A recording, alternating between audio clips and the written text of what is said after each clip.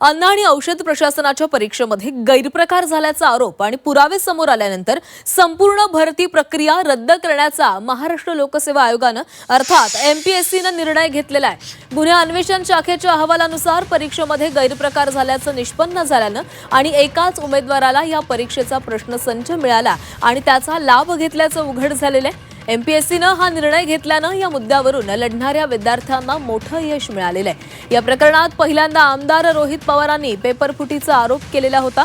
MPSC परीक्षांची तयारी करणाऱ्या विद्यार्थ्यांनी काल राज ठाकरे यांची भेट घेतली होती। तर पुण्यामध्ये लोकसभेचे विरोधी पक्षनेते राहुल गांधी यांनी घेतलेल्या छात्रों की गूंज कार्यक्रमामध्ये एका विद्यार्थिनीनं हा मुद्दा मांडलेला होता।